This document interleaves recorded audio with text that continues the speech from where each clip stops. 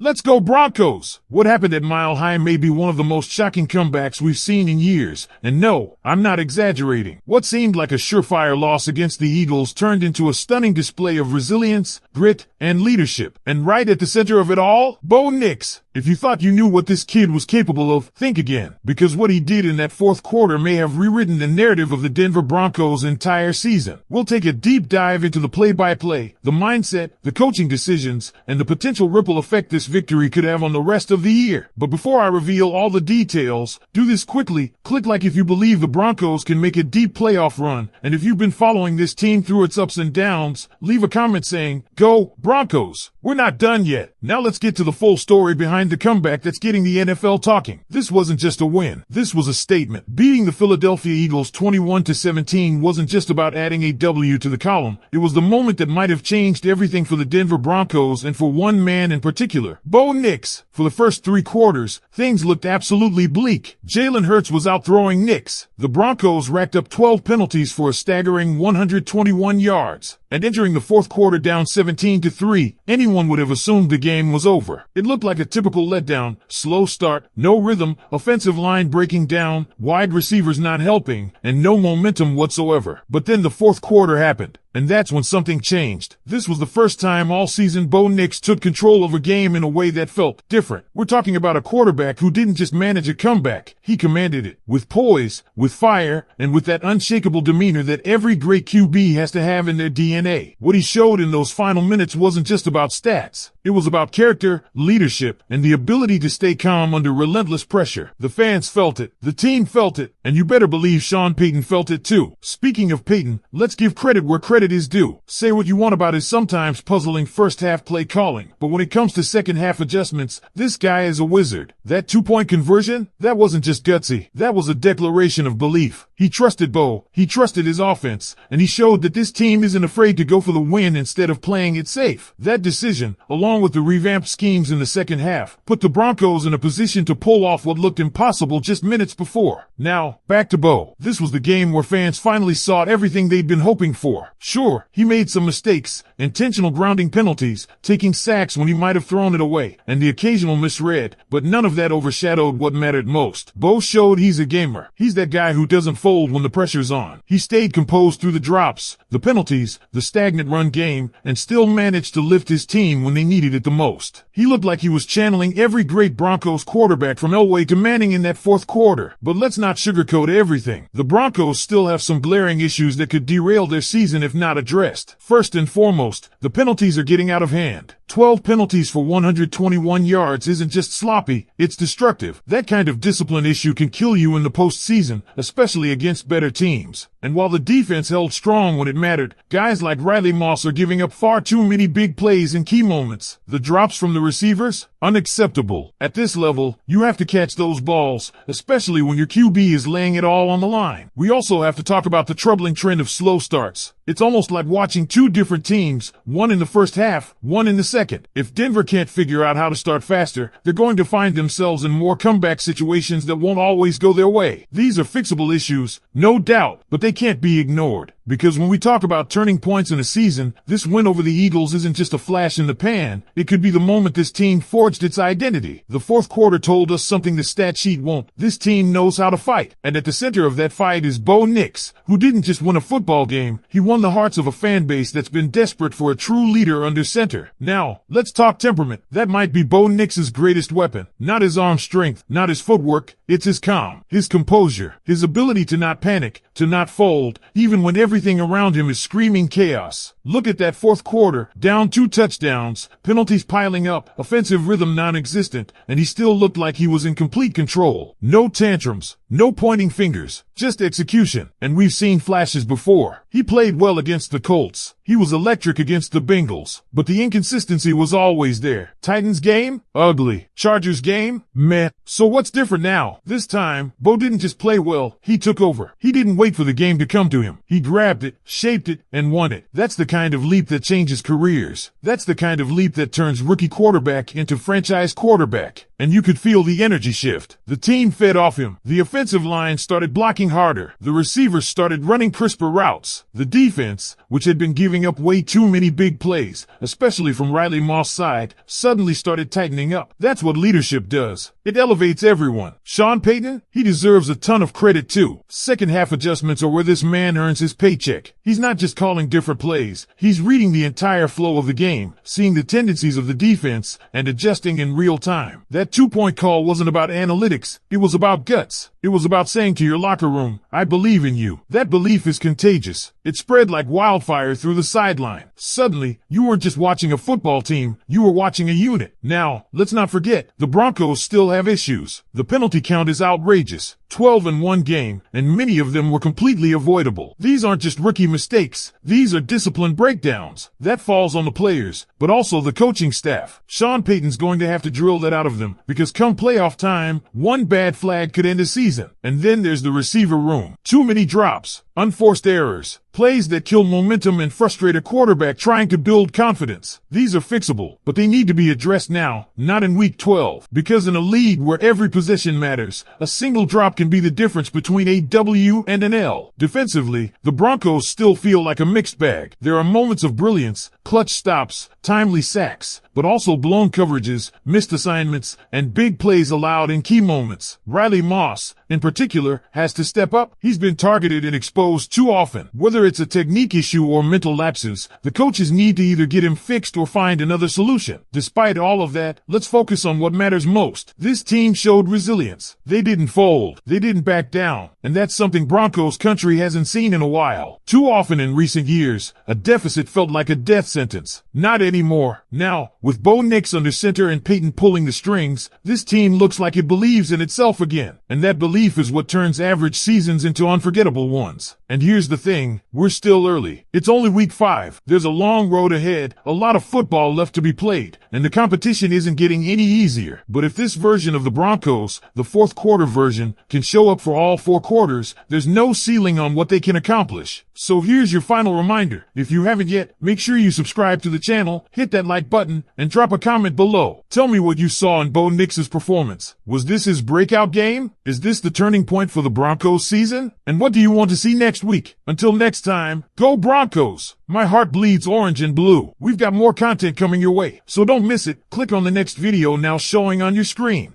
Because this wasn't just about one exciting win. This was about planting a flag, a clear message to the rest of the league that the Denver Broncos are no longer the team you can sleep on.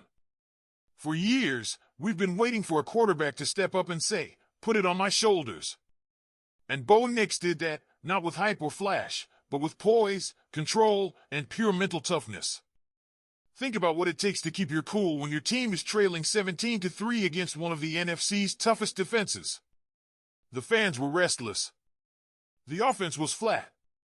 The penalties were stacking up. And yet, Bo stayed locked in.